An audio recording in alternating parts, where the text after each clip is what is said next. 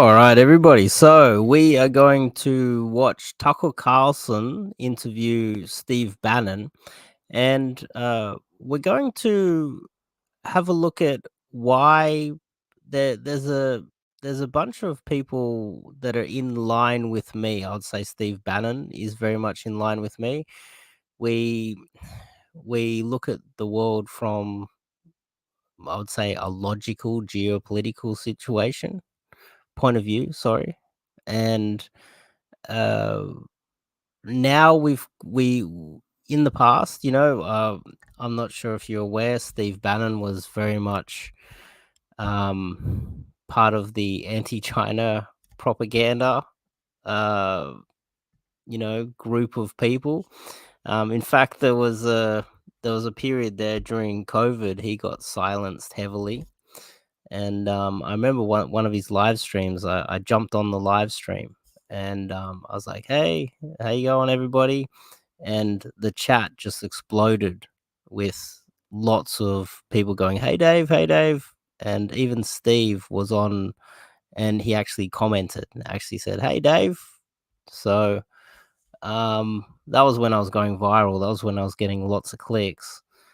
Um, a lot of us, the rational ones out there, we've now realized that we can't push back against any geopolitical threat anymore when we have these massive domestic problems, and we're starting to get closer and closer to the ultimate truth. And this is the ultimate truth is not really any immigrants, it's African immigrants and feminism. These are the two things destroying the West right now. And I think a lot of us are starting to figure this out. And so what I'm going to do is I'm going to watch this interview, and keep in mind, you guys can click the link in the chat and come on for a chat. We can talk about African immigration if you like. Give me 1 second. I'll be back. I'll be back in less than a minute.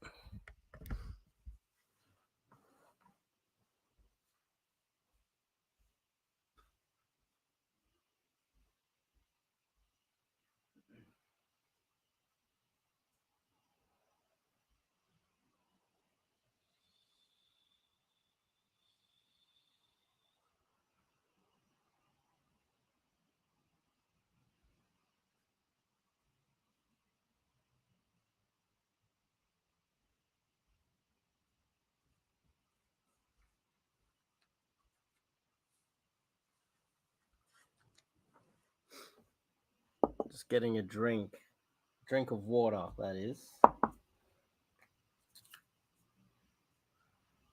Definitely need a drink of water.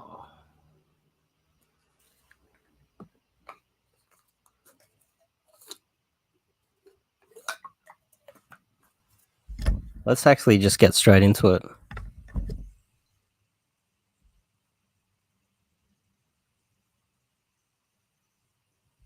Several days ago, a man in his 50s, for reasons that are still not clear, stabbed 5 people outside a school in Dublin, Ireland, including 3 children. And then almost immediately after, parts of that city erupted into rioting. What exactly is going on here? Well, the Washington Post stepped in helpfully to explain. Here's the tweet the Washington Post sent out. Quote, "Online rumors claimed the perpetrator of a stabbing attack was an immigrant. The BBC found that the man was an Irish citizen who had lived in the country for 20 years. Police blamed, quote, a lunatic faction driven by far-right ideology for the riot in Dublin." That was the Washington Post's explanation. But actually, the man was an immigrant. He was from Algeria. And as it turns out, he's been living in Ireland for 23 years at public expense. He has never had a job. And then last week, unaccountably, he stabbed children. Well, many people in Ireland are absolutely sick of this. I want to jump in. It's across the world. Just tonight, I got on the bus to come home, and I get on the bus, and there's one African guy, just looked like ghetto trash, piece of shit. And I'm looking at him, and he's he gets on with a white Australian woman who could be the next version of Elle Macpherson. She could be a supermodel. So this ghetto trash has just arrived in my country and has just picked the top echelon pussy and just, whoop, I'll take that. Oh, I'll take your diversity targets too. I'll take your what is it? What do they call it in America? Affirmative action. Will affirmative action take your jobs, take your money, and will take your pussy too? Thank you very much. And eventually, what has happened with everywhere these Africans have taken over cities, they fucked the city with violence. And they look back and they're like, oh, why is everything going wrong? It's because they fucked it. Every city on planet Earth, yes, it does. It does mean if she looks like Elle Macpherson, she is a catch. It doesn't mean that she's got the personality. What I'm getting at is that you can't come from some ghetto shithole country, come to my country, and then just take everything. And the fact, and I looked at him, and he saw my look. I'm the only one that gave him a bad look, and then he stared at me back. He's like, oh, and I just murderous rage in my eyes. I think there's going to come a point where we're going to have to start carrying weapons in this country. And if we don't take this country back, your little town, then you're going to lose everything. But that's okay. Most Australian men aren't men anymore. Saying something misogynistic is so bad for most Australian men. We don't want to be called misogynists. We don't want to be called racists. Oh, no. We don't want anyone. It's like, fuck these people. This is life or death. It is life or death. Yeah, when you allow third world cunts into your country becomes a cunt. A cunt. Anyway, we're 58 seconds in, and then I talk for 5 minutes. I'll try not to do that. It's happening by design. That country has been completely transformed by immigration. It's not the Ireland you remember at all. And going forward, anyone who complains about that or questions government policy will be guilty of a felony. The new hate speech laws are coming to Ireland. No complaining about it. And of course, it's not just Ireland, it's across the West. What does this mean? What is happening here? And what's the right response to it? I will interject here again. Sorry, I'll be quick. If they start silencing our speech and we have no way to talk, we have no way to at least discuss the issues, then our only solution is to secretly get together and fucking burn the government down somehow, some way. There's no other way. I have a feeling that's what the Irish people might do to their government. We thought it'd be worth talking to Steve Bannon. He's the host of War Room, an old friend of ours. It's his birthday today, by the way. Happy birthday, Steve. Thank you, Tucker. So it seems like Ireland's, of course, a small country, an island in Western Europe, but it seems like this is kind of almost a metaphor for what's happening across the West. What do you make of the rioting there and the government's response to it? Well, look, you've been to Hungary. You know, Viktor Orban has led this fight for years and has tried to get his country, the sovereignty of it, to stay away from what's happening in Germany and places like Ireland. Ireland's probably one of the worst, if not the worst, because the political class has totally sold out the people. You know, they've had, I think, 125,000 immigrants in the last year. That is the same equivalent if all of Joe Biden's 9 million illegal alien invaders here in our country all came within 1 year. That's the impact it's had on Ireland. And they're all on the public dole. There's been 100,000 Ukrainians in 18 months or 20 months since the war started. 100,000 Ukrainians all on the public dole, all paid for. In Australia, we have been flooded with trash Africans. Absolute fucking trash Africans. I had a conversation with an African. I tried to have a conversation. And I had the discussion about, you know, traveling here and how every country Africans destroy. I know it's. I wanted to have that conversation with him, and this African guy, he's like instantly the go-to for every black person is racism. And I was like, so if you're in Australia and it's so racist, why are you even here? It's like me traveling to some other country.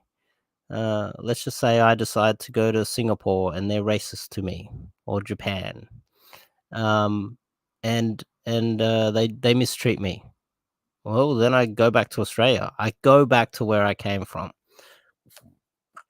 But it's not racism. That's not what it is. They're using racism to just extract as much out of you as possible. And every city that African immigrants have gone to, they have destroyed. It works out to be about 15%. When you reach 15% African immigrants in your country or in your city, each city, they destroy the city. Over 15%. This is my pseudoscience-y Dave stats. But that's what I figured out anyway. It depends on where you get the immigrants from. One thing I've noticed in Australia is that they've stopped letting the good immigrants in, even though a lot of them are intelligence agents from abroad, and they're just letting the shit in, like the shit that I saw on the bus tonight. We take for granted how safe public transport is in Australia and our common areas, but these Africans are going to swallow those common areas up and make it unsafe for us. Out of the Irish budget. Now, some of that money is given by the EU, but the Irish politicians are by far the worst that are bought off by the EU. They're the biggest globalists. They've sold out the sovereignty of the Irish. And you're seeing a natural blowback, and you're really seeing it among working class people in the cities, Irish nationals, Irish citizens whose family have been there for generations and generations and generations and have nothing to show for it, and also in the rural communities. So Ireland is a powder keg. And I think what you saw the other day in the response by the Garda, the response by the authorities was immediately to go after Conor McGregor and other folks who were saying, hey, we need to address this. We need your proclamations are no longer good enough. We need to see a plan of action, because there's been enough of these immigrants attacks on citizens, including a year ago, where there was, I think, a murder of a school teacher by an immigrant. So the Irish people, I think, have had a belly full of it. But you're seeing this is across the West, and it started with a mass immigration in the 60s and 70s, but really been picked up since the. Ultimately, what it all comes down to is men have been cucked in the West, and we've given too much power to the state. The state, the government, their job isn't to keep you safe. I'm sorry, people, but you're delusional. The state, when the government gets large enough, the government's job is to protect the government. It's to protect their jobs. When the government gets large enough, it is purely designed that way to protect itself. It's not there to protect you and the people in the streets. And it's never really been that way. If you know your history, you look at every government throughout history, the idea that there's a police force out there to protect you is only a recent sort of invention. It's an invention by the West, probably only in the last 100 years, if that. The police force was only really there to protect the government. And I think we forget our history. We forget how the world really runs. We forget what the government's there to do, really. The government's there to protect themselves. And so when they let Africans or bad immigrants, like what's going on in Ireland right now, and they stab your daughter to death, the government literally doesn't care. The government doesn't care because it's not their job. Your town, the people in your town, the men in your little town, in your city, in your neighborhood, It's their job to protect the town. And the police have proven, even during the lockdowns, if you guys aren't aware of it, that they're your enemy. They only work for the state. I think the police have figured it out too. A lot of police are disgusted in themselves, and they should be.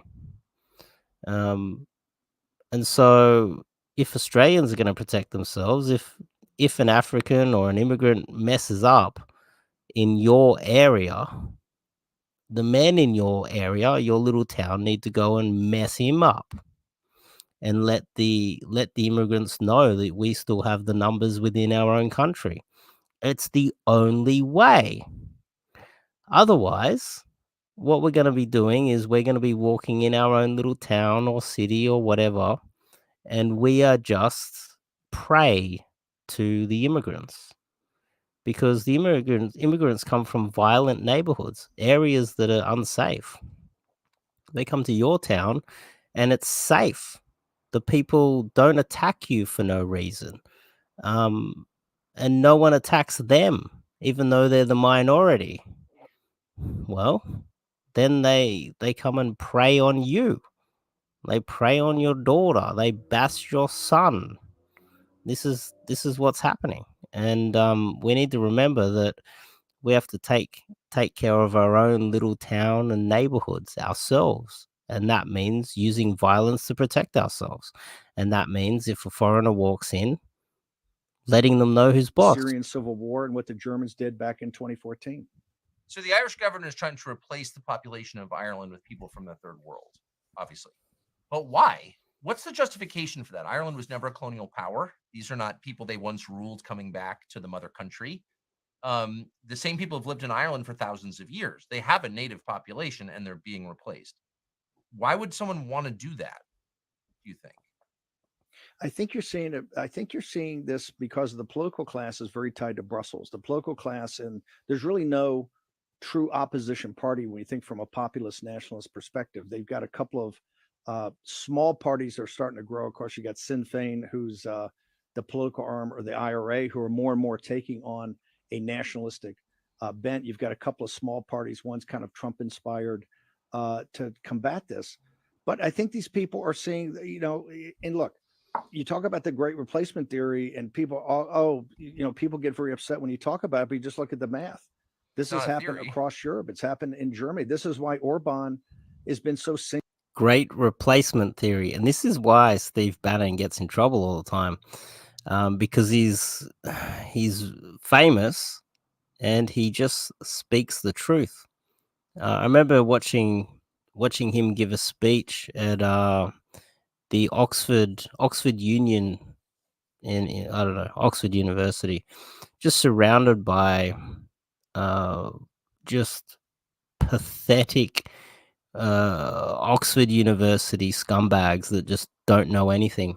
It was painful to watch him speaking facts surrounded by fools. Singled out. This is why, quite frankly, Giorgia Meloni, who was a person who we supported a lot when she got in there, because the EU was going to cut Italy off for money, really backed off a lot on this immigration policy. The Germans and the people in Brussels, the party at Davos, just doesn't think the working class European population is very controllable. They think they're dangerous. They think they're the cause of these world wars in World War I and World War II. And so they've always been, they've tried to control them every way possible. Now they're using immigration. And Ireland is one of the worst examples, and that's why it's a powder keg. It does seem like there's race hate at the bottom of it. I can't think of a better explanation. I mean, there have been wars in Africa, sort of every week for my entire life, and no one's saying we've got too many Africans in Nigeria, let's replace them with Indians or something. No one would even think to say that. But poor Ireland, which didn't really do anything wrong on the world stage that I'm aware of, is, in 100 years, there'll be, a minority of Irish people in Ireland. That's a big change, and it's on purpose. How could anyone read that as anything but an expression of... And would you believe it? I think so. When you're looking at the great replacement theory, you talk about these theories, right? The demographic that is facilitating it the most Who is it? Who is it? It's not the Africans. They're just like, oh, you're gonna let me into the land of what is it? The land of sugar and honey or whatever. You're just gonna let us into these first world countries where we just get to run riot, take all the freebie, take all the pussy, take all the land, take everything for free. It's not them. What demographic in the West is allowing this to happen to white people in every Western country? You get one guess. You've been following my channel enough. Who? Who is behind it? Who's facilitating this? You get one guess. It's the people that shouldn't be voting and should be making sandwiches. It's the women. It's the white women in Western countries that are facilitating this. Because if they didn't have so much political power, there's not one white man that would be allowing this to happen. I have never met a white man that's like, oh yeah, this is awesome. I can't wait to just, be slaughtered in the upcoming genocide. Of hate. You're right. Contempt for their working class, for the working class of Ireland. This is why, Tucker, I think they're cracking down so hard. You've seen what they've tried to do to Viktor Orban, who's kind of become the leader of this, the political and public intellectual leader of this. They've tried to isolate him for years, although he's been right about the Ukraine war. He's been right about what happened in Germany in 2014, about the sovereignty of his country and the sovereignty of his people. But in Ireland, they've taken it to a next level. I mean, they immediately came out and they're prosecuting right now, I should say, investigating Conor McGregor for hate speech, for some tweets he put out and a couple of statements he made. The Garda came out and they've arrested 30 people, and their whole focus. Conor McGregor announced on Twitter, you should go check it out, that he will be running for president of Ireland. And he's going to be running on the platform of taking some action against the government and all the people that have done this to Ireland. And two, kicking out all of the scumbag immigrants. Oh my God, I wish we had someone like that in Australia that would just kick all these fucking Africans out. If someone would run for Prime Minister of Australia, I don't know. It's like we need to burn Parliament House down, because I don't fully understand why we have Liberal or Labor. I just don't understand it. We need a populist, like not Trump. Like we need Trump times 10 in Australia. Just fucking burn this shit to the ground and start kicking scumbags out of the country. We've let so many of these pieces of shit in. They need to be kicked out. Otherwise, we're dead. You do know we're dead soon, right? Don't you? If you're a white man in Australia, soon you're dead. And this message isn't getting out enough. And white women are just loving all of the extra privileges they get by enslaving the white man. It's insane that our own white women are enslaving us within our own country, and they're our number one political enemy. It's a fact. Focus is on the prosecution of the people that stood up to this and the people that, quite frankly, were angry about it. The entire focus has been going after the population and to try to cow them, to try to say, no, if you stand up to this, you stand up to the political class, if you have an opinion, right, which you should have a free speech, but if you have an opinion, that's going to be hate speech, and that hate speech law has many years in prison associated with it. So they have cracked down not on immigration crime, not on the homelessness situation, the lawlessness, the breakdown of law and order. They have focused on the Irish people to really put their focus on. And look who's doing it. I mean, the head of the Irish government and the chief of police. If a government makes it a crime to criticize that government's policies, then it's not by definition a free country, is it? I think you're absolutely correct, and I think you're seeing that here in the United States. I mean, as you know, I mean, you're hounded all the time. If you have a different opinion from the state, right, they're trying to criminalize that, and they're doing that, trying to do that every day here in the United States. It's one of the reasons that if they can't criminalize it to actually use the courts and the police state like the FBI to come after you, they'll basically partner with big tech to either deplatform you or to other you. We're seeing this here in the United States. And this is just about the situation of the problem. Think about the solution. I keep telling people, hey, think downrange to 2025. If we're able to win and closing that win, think of the issues we have to deal with, not just in the budget, but with the deportations. I mean, we have 9 million or 8 or 9 million here today just on Biden's watch. Center for Immigration Studies says we're going to have another 6 million by the time we get to the election next year. That's 14 or 15 million. I think illegal alien invaders are coming because they've gamed the asylum system. My belief is those people have to go home. They have to be returned. They have to leave our country, or we're not going to have a country. You're going to see hate speech law. You're going to see, I mean, even the discussion about this over the last couple of weeks with the people at Project 2025 and Stephen Miller and others have all of a sudden got the media saying, oh, we're setting up concentration camps. This is going to be worse than the Japanese in World War II, all of that. And that's just even mentioning the concept of it. So the issue of how it happened, and it's happening every day in the country, is bad enough. And if you stand up to it, you know, you're called a nativist, a xenophobe, a racist, you know, a domestic terrorist, a violent extremist. But if you even start to bring up what's going to happen for a solution, like in Midtown Manhattan, where you have to empty out the Roosevelt Hotel and those folks have to go home, it's going to get 10 times worse. And so I hope people that watch your show appreciate the fact, particularly maybe people that are not that political, that we're going to have, and not just turbulence, we're going to have a firestorm in this country that is going to pale in comparison, I think, to what you saw in Ireland last week. So, I mean, if you're born in a country where your ancestors were also born and you've paid your taxes and obeyed the laws and participated in civic life, voted, volunteered, sent your kids to school, supported the schools, I think it's fair to call it your country, right? And if your government, which hates you, lets in tens of millions of people illegally and then pays for their lives, it's fair to say your country's being stolen from you. I don't, is it not, or am I missing something? I don't think these are just like semantic questions. These are like deep questions of principle. I mean, isn't that fair? It's amazing that we're having this conversation.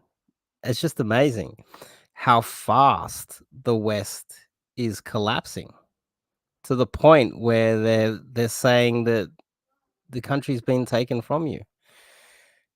That's happening in Australia right now. In Australia, there is a legitimate war happening between the average Australian and the government. It's a real war. And the government is squeezing you and squeezing you and squeezing you and taking everything that they possibly can from you, piece by piece.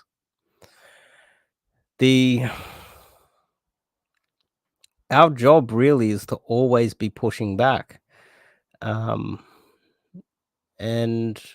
you know, we're not really doing that at all. I think the vote yes for the Indigenous whatever recently was an example of how removed from reality we are. What's really going on out there, and the fact that we're flooding ourselves with Africans who are legitimate, our apex predator danger. You have to now start to fully be aware that the West is fully collapsing. And I remember, because I've had my finger on the pulse for a very long time, the voices of people out there that are saying that China's going to collapse. These people you don't hear them very often anymore. You mainly hear us talking about the West collapsing. And so as the West collapses, China is going to expand. And if you're an Australian, then, you know, tonight I had a conversation with a South African. We were talking about this and how the Africans destroyed South Africa, and he had to technically escape to come to Australia to get away. And we were trying to figure out why they're flooding Australia with Africans. What is the plan? And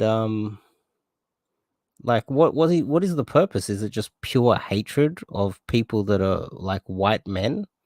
Is that what it is? It's just pure racism? It's hard to see it any other way. And if that's the case, you have an obligation to arm yourself and start taking out politicians. They hate you. They're racist. They're trying to kill you and take your land. How much more warning do you need? Fair to say? I think it's a question of principle. Let's hear that one more time. Did in civic life, voted, volunteered, sent your kids to school, supported the schools. I think it's fair to call it your country, right?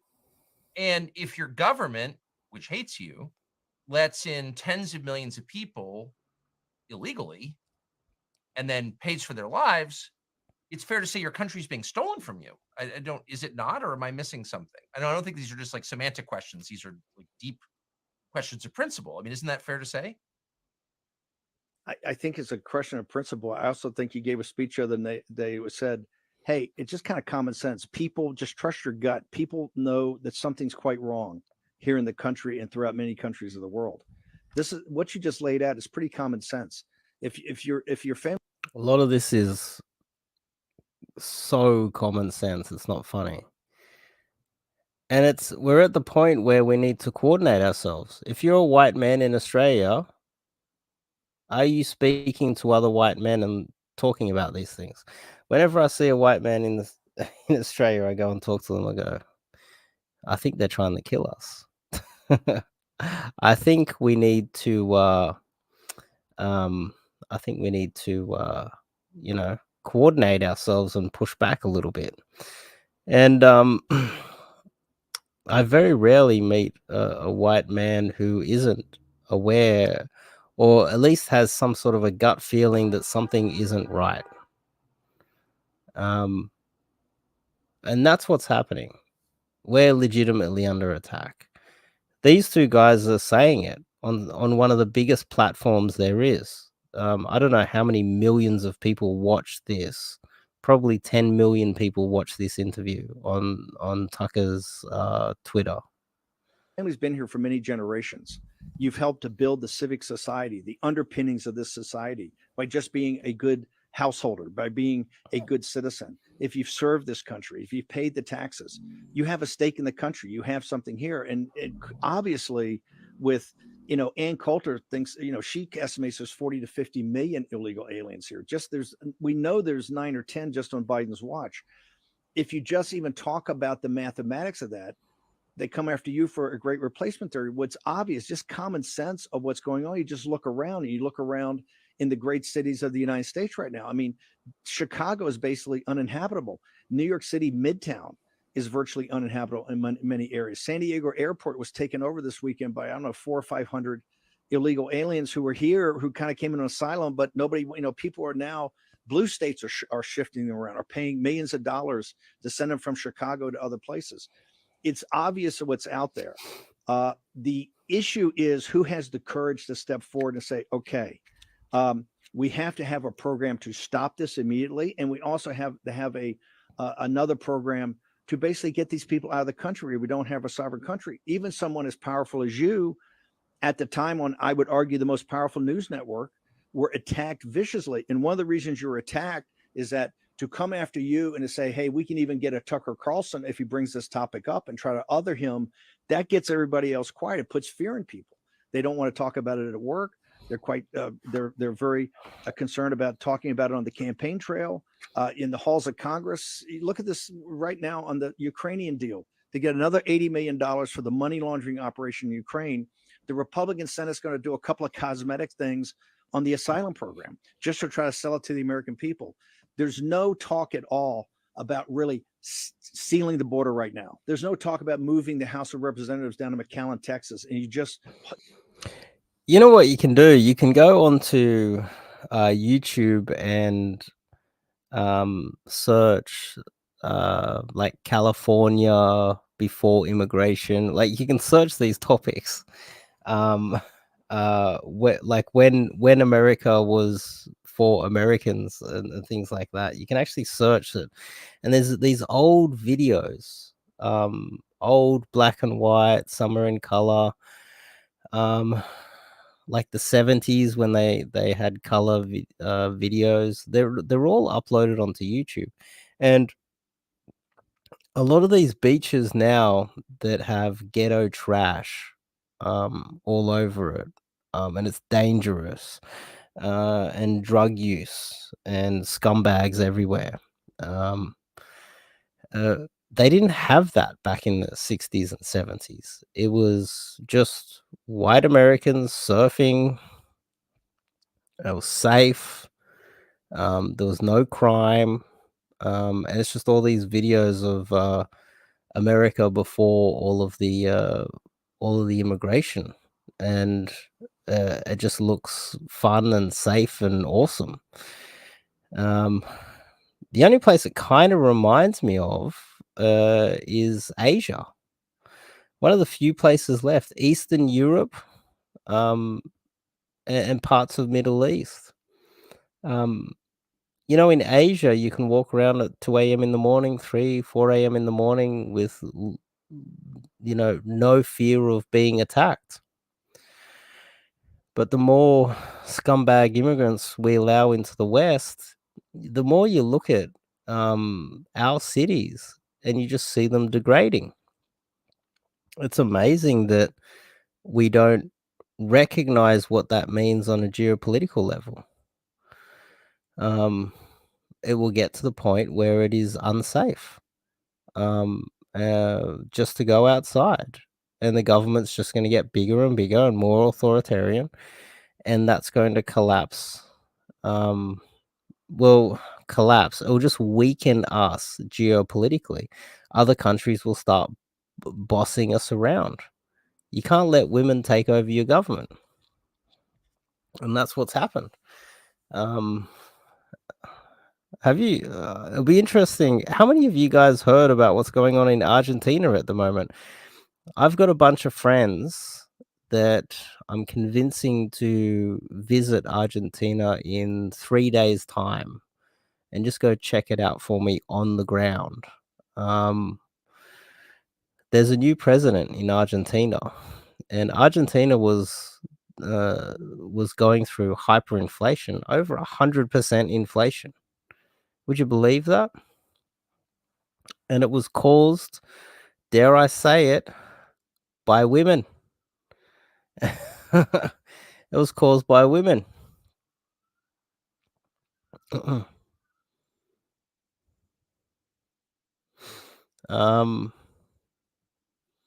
Was that Sean? Who is that?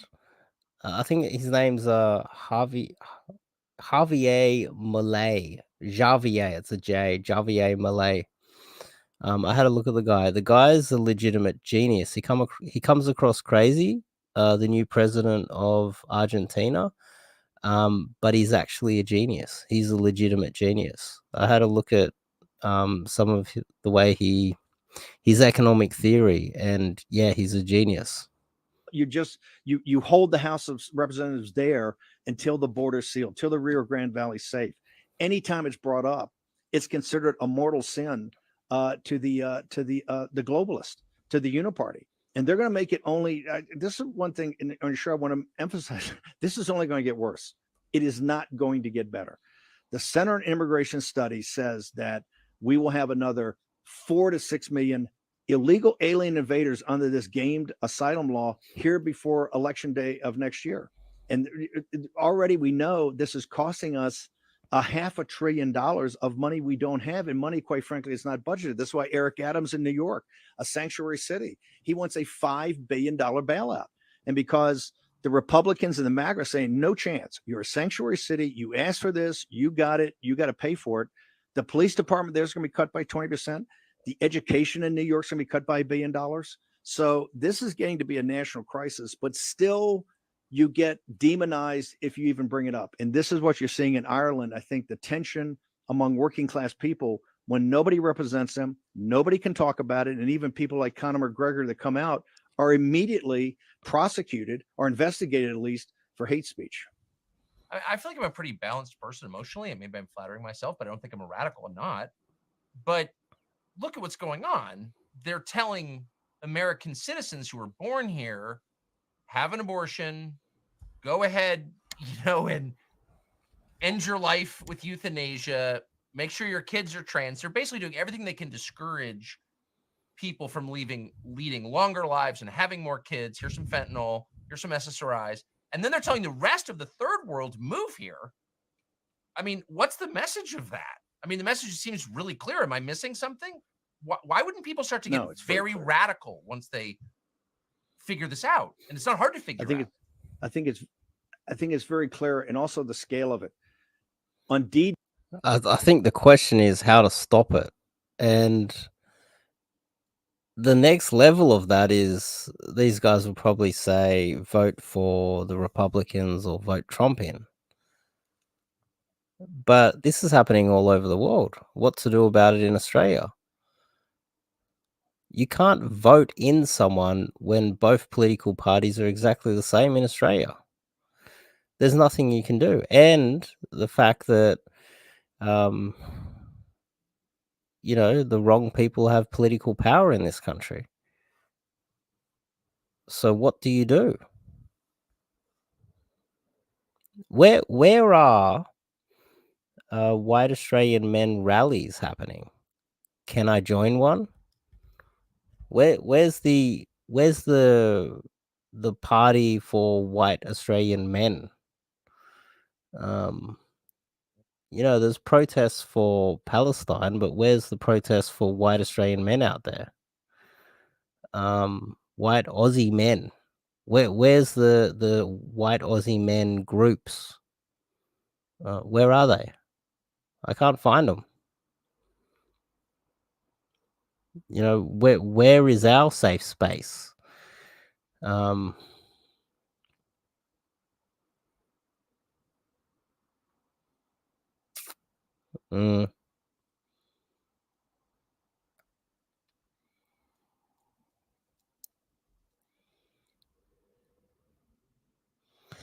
That's Thomas Sowell.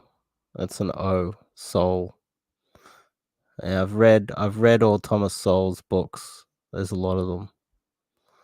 Thomas Sowell worked with Milton Friedman, and then you go down the Milton Friedman route, and then you get to the point where you start learning about Austrian economics.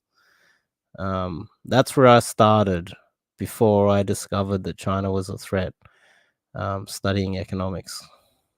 Day in 1944, there was 150,000 men that hit the beach that day, right? And that's looked at as the biggest military movement in American history, 150,000 men. We have almost 2 times that every month coming across the border. We have equivalent of 35 combat divisions, combat division being about 10,000 men. The scale of this is incredible. And there's no discussion about it. And obviously, they make everything, just like every Maoist revolution or every Marxist revolution, focus on breaking the nuclear family, and to make sure in this country, quite frankly, that people can't reproduce with anything like the replacement population, the number 2.1% or 2.1 children per family. And they not just welcome in, they have created a system, and they gamed an entire asylum system, which was set up to prevent this, that you just because of economic necessity are wanting a better life, which are wonderful things. And I don't blame the people coming up. If I was down in that situation, I would too, but that's not what our asylum system and immigration system was supposed to do. They purposely went and gamed that system, not just to make it easy as possible, but then to fully finance it. And if you look at the situation we are economically, Tucker, we passed $33 trillion of debt on 18 September, on the morning of the 18th of September. Right now, we're basically 60 days away from that. We're at $33.8 trillion. We will pass $34 trillion, I estimate, on the 28th of December. 100 days after hitting 33, we'll pass $34 trillion. We are beyond broke. We are technically a bankruptcy right now. And we're doing this all in foreign money and just fiat currency that is created. And you see, look at Argentina. Argentina is the example of what's going to happen here in the United States. And yet we're letting in, Argentina, 10 to 15 million new additional illegal alien invaders. And the corporate class wants it because they want to drive down wages at the lowest possible level. And quite frankly, they want bigger markets. They want more consumers. And so this situation is going to cause a political revolution in this country. This has been lingering out there and talked about. It was part of Trump's rise in 16. But the issue is 5 times worse today, both on the immigration part of it and the financial part of it. And so this is going to come to a head, not just in the 24 campaign. People in your audience, and particularly those under 35 years old, you're a Russian serf. You don't own anything, and you're not going to own anything. And the financial situation of this country is only going to get worse. And the confrontation with the invasion of this nation by illegal aliens, exacerbated by radicals and globalists, is going to be, if you think the protest they've got outside of Columbus Circle today is bad, you haven't seen anything yet. 2025 and beyond, and for years, there's no magic wand that you're going to sit there and this is going to go away. People have to understand this is like Damocles' sword over the head of this nation. And it's going to take us at least a decade of tough decisions, tough people, tough but fair people to sort this out. I mean, at some point, again, you just worry about unrest because they've kind of kept the lid on this by, threatening to arrest people, I suppose, but mostly by calling them white supremacists or anti-Semites or whatever. At a certain point, people say, well, I'm actually not those things at all. And you're not going to intimidate me anymore. And you're wrecking my country and you're attacking me for being white. It's hilarious. He's like, well, you call me a white supremacist and a racist, and I'm not actually those things. It's funny how Tucker just like, I think it's funny how he put that anyway. And why would I put up with that? And they're going to get radical. Like, why would that not happen? I think that also, I think it's also a class thing. This is why I think you see many Hispanic men and many African-American men now coming to the MAGA movement or the America First movement. One of the things that hasn't worked, they have demonized Trump and demonized this movement, is that we're trying to take democracy away. You're a fascist. I'm a fascist. We're the leaders of a new fascist program. Trying to take democracy when people away look at by themselves listening and to go, what "Hey, the population wants." I love that. Sorry, excuse me. When people look at it, they say, "Hey, I'm not a bad person, and I'm not asking for something that's terribly aggressive. I just want my community to be my community. I don't want to be flooded with illegal aliens that are taking jobs, causing crime, adding to homelessness, and quite frankly, we can't pay for them. We can't pay for their education. We can't pay for their health care. We can't pay for their housing. We can't pay for the stipend." Sydney's just been flooded with Africans, and it seems like a lot of the white women are taking these Africans into their places. We've given women jobs. We've evened up the gender pay gap, and we're giving them. They can get divorced and take half your money. They can take all your money through divorce, and then the Africans are arriving. They're taking our place.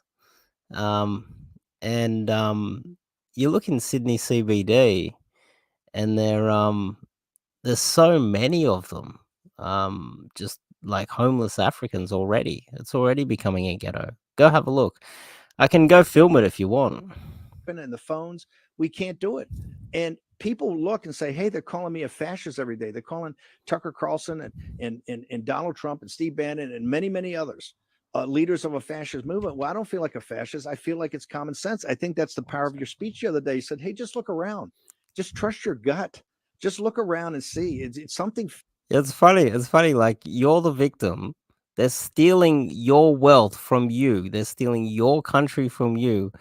And you're afraid to be called a racist or a fascist or something. You're afraid to be called bad words. I think that's the biggest issue here. Is that, Western men are afraid of being called naughty words. And we're losing the country because you're not willing to stand up for it. Feels very wrong, feels very different in America. And if you even go back a few years ago to the debates we used to have in Obama's first term, they almost seemed kind of naive. They seem very, Obamacare, and the scale of the problem's gone up, the complexity of the problem's gone up, and the viciousness of, I think, it's like the bourbon aristocrats in pre-revolutionary France, they said, they didn't know anything and they didn't learn anything, right? That's the kind of uniparty public intellectual and the elites we have. They're dug in. And I don't think it's working. I think you're seeing that in the polling numbers. I also think you're seeing it in just culture. Oh, Conor McGregor, he's going to run for president, I believe. And I think he'll win. But there's a possibility Conor McGregor might get arrested and then get out and then become president of Ireland. He might do a Nelson Mandela. That's what might happen here. I think the Irish will take back their country, but they're going to have to fight for it because the political class has taken over the same way the political class has taken over in Australia. It's absolutely disgusting what is happening in Australia right now. Absolutely disgusting. We all need to arm ourselves. I keep saying it. There's a change of people coming to our side. And I think the reason why there's not much action being taken is because we're so rich. We are so rich, but we're getting poorer slowly. And like Australia is, such a wealthy country. But what's happening is we're getting poor slowly, but then overnight, sometime in the future, it'll just go crash. Yes, we should put America first, and it's important we should put American citizens first. And I think that's the big tectonic plate shift we're seeing. But man, it's going to be quite a fight for the next, I don't know, 5 or 10 years. It's going to take that long to work through this. Last question. You've mentioned Conor McGregor a couple of times. So he's, of course, the MMA fighter. He's been very vocal on social media about what's happening in Ireland, and he seems to be alluding to his getting into politics, taking over Ireland. How would you assess that? What do you think of him and what he's saying? I think I'd call him, I put it up on social media. I think he's an Irish patriot. Look, he's got some rough edges. I'm Irish, right? He's got some rough edges, but I think people in times of turmoil look to people who are fighters. I think it was Churchill that said courage is the most important of all the virtues because it's on virtue that it's on courage that all the other virtues rest. I think you're seeing, he didn't have to do this. By being so vocal, he put himself out there as a target, just like you.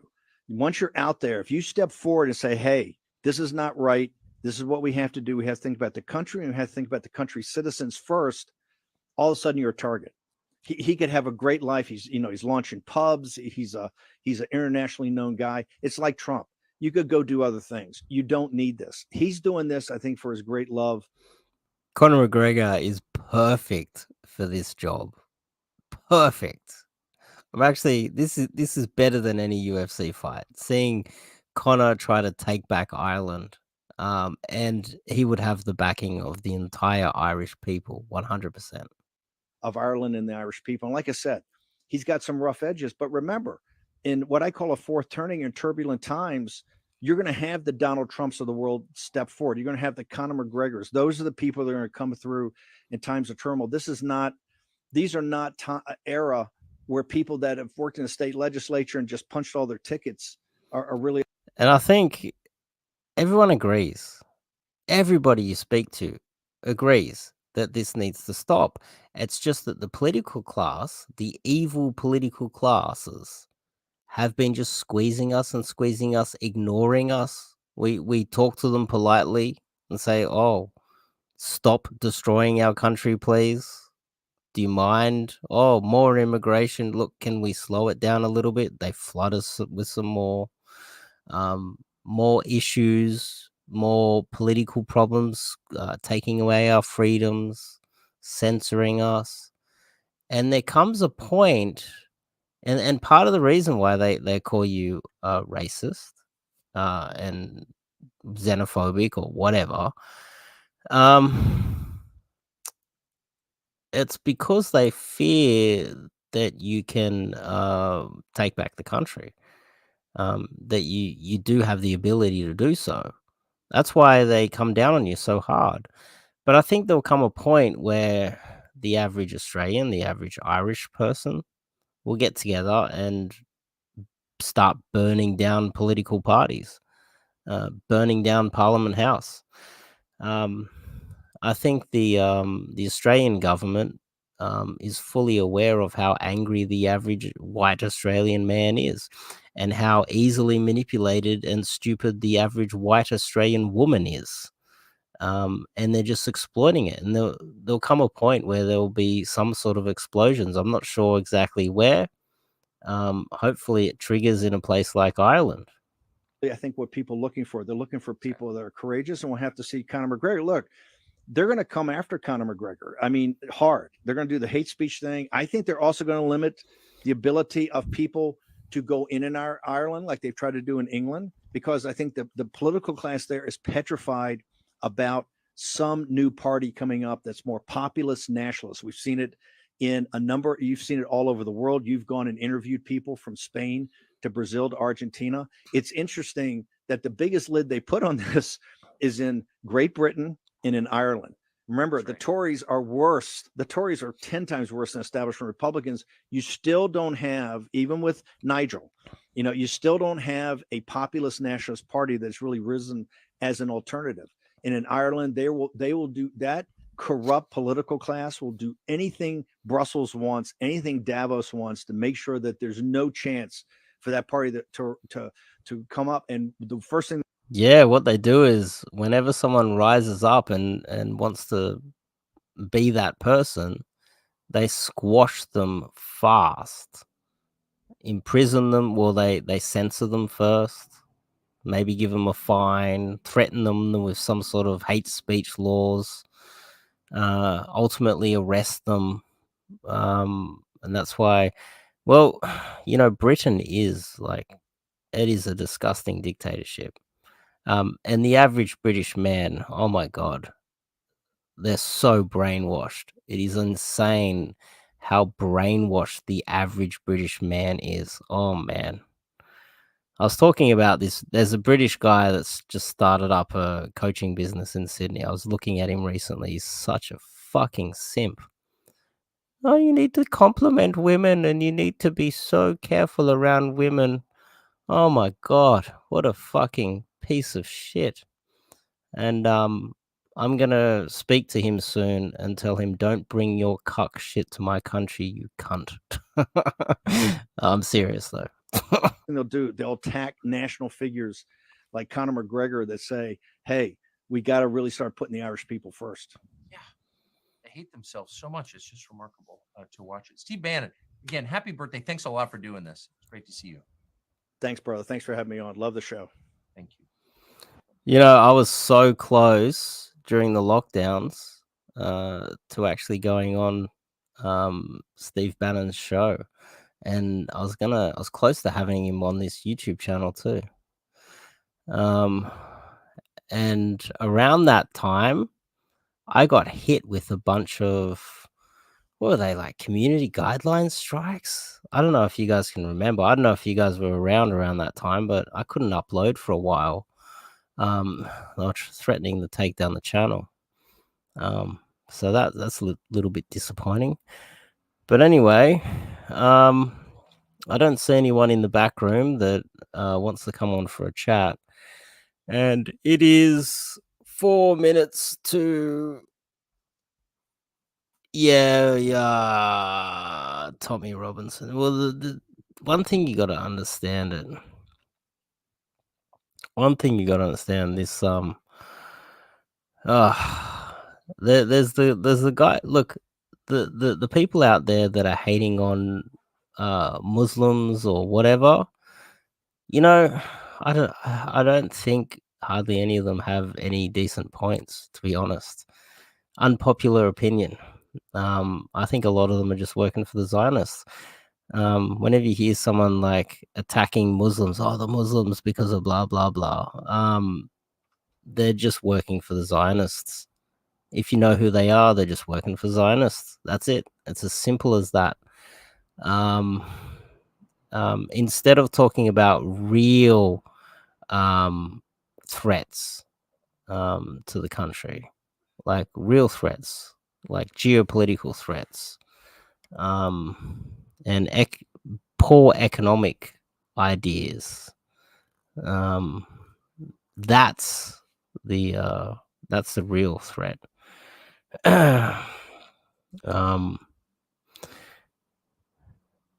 What the fuck are you on about, derp to derp? Anyway, I'm going to call it a night.